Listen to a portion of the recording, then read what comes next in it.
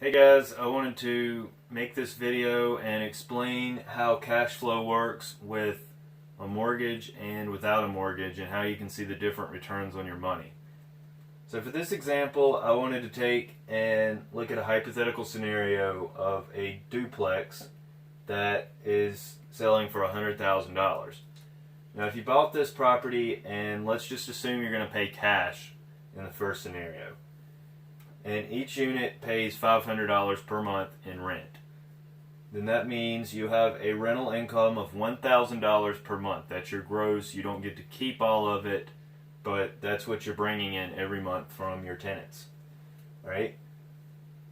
We look at property management, and property management to me is the best way to go, because unless you want to get out there and fix the problems and worry about talking to them, then 10% is well worth your money.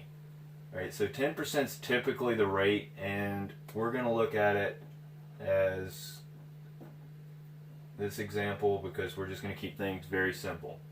So $100 a month it's going to cost you out of that $1,000 to have a property management team take care of your property for you. Next thing you want to look at is maintenance, because your property is going to have problems at some point. There's going to be issues with kitchen, bathroom, whatever's going on. You're going to have damage. So we're going to go ahead and we're going to take out 5%. Let's write that a little bit better. We're going to take out 5% in maintenance fees every month, so that when we do run into those problems, we're taken care of. $50 vacancy, meaning in this scenario it's much better than having one unit, because with one unit, let's say you block off one of these units here. If you only had one income, you're only getting, say, $1,000 a month from one renter. Then, if that person moves out, you have zero income while it's not occupied. However, with a duplex or a quad or multi-units in general, if one moves out, you still have money coming in from other tenants. So that's a good thing to have. But this person may move out, and you got to account for the fact you may not have income. So we take out 7%, and that fee is different for whatever area you're in and how often people move out. So we're going to take 7% and subtract it from the $1,000, and we have $70 per month. Now taxes and insurance, those will be different, but you can usually tell your taxes off the MLS form that if you buy it from a realtor, you'll know, you can figure it out to begin with. So in this scenario, we're going to say our taxes are $45 per month. And insurance, you just kind of get a quote from whoever you have insurance with, but we're just going to say it's $60 per month for insurance to cover your property. And believe me, you want to be insured. Alright, in the first scenario, we're going to assume we paid the full $100,000, so we didn't take a mortgage. So we're not going to worry about that.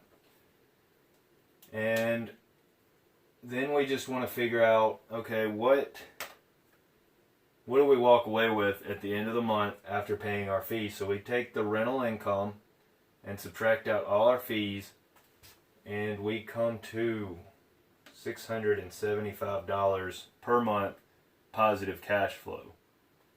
All right. And let's see if that's a good deal. What are we actually getting? So we do $675 times 12, which gives us $8,100 per year in positive cash flow. But to see if that's a good deal, we need to see how much we actually put down. Remember, we put the full $100,000 down, so we're going to take $8,100 and divide it by 100,000 to see what our annual return on our investment is. And in this case, we have an 8.1% return on investment.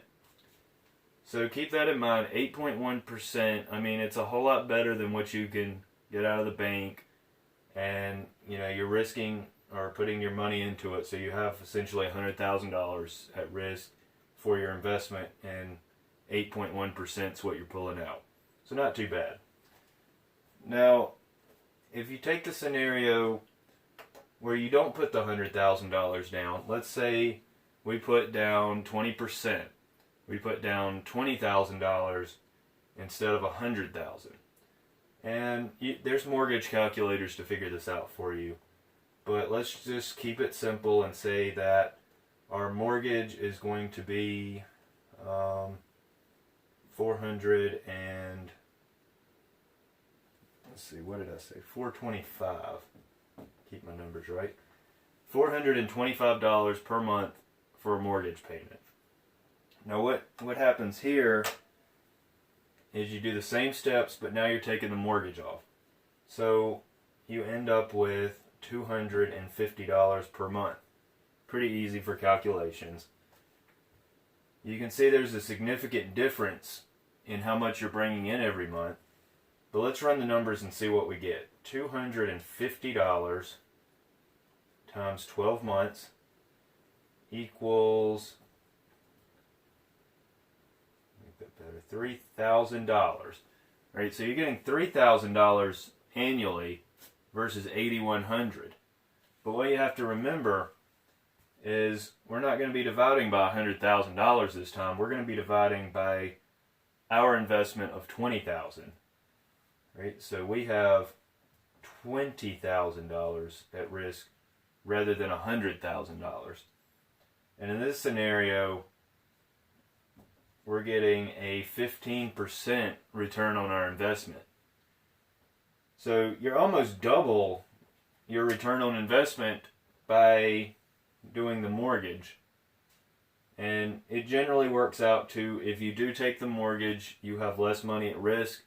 The amount of money that you bring in has a bigger return on investment. It may not be that significant, but generally you have a bigger return on your investment.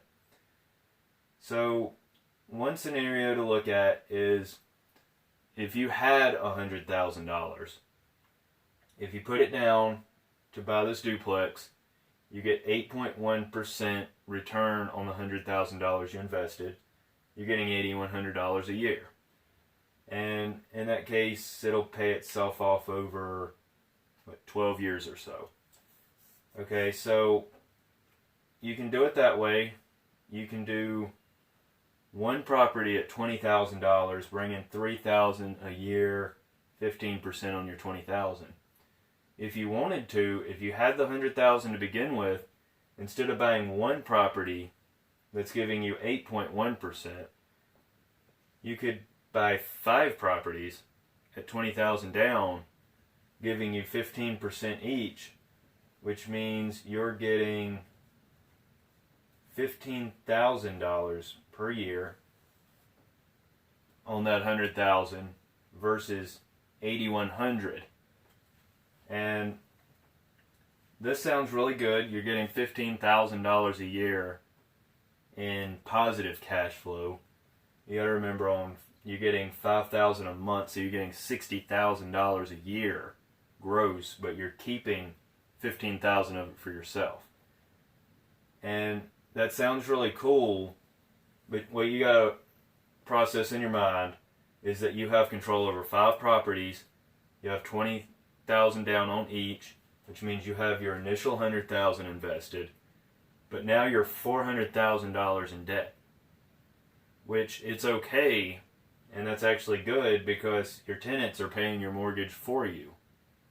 What you have to do is get past the mental block, and it's hard at first to think about it. Oh, I'm $400,000 in debt. But if you're $400,000 in debt, your tenants are paying it off, and you're walking away with $15,000 at the end of the month, it doesn't sound too bad. So you can see here the difference between not putting a mortgage down and putting a mortgage down to see your different returns on investment, how much you're coming out with, and you can kind of justify for yourself, does it make sense to go that much in debt? Does it make sense to go in debt for the property or try to pay in full? But it kind of gives you a visual representation of what's going on with the numbers, and you can see for yourself what's a good deal on future properties you look at. So if you got any kind of value out of this, if you like my stuff, comment, subscribe, like my channel. I'm going to post some more videos on rentals, on financial principles, on flipping, on all different things that you can invest in, just positive thinking and moving forward. So, like I say, just like, comment, subscribe, and we'll see you soon.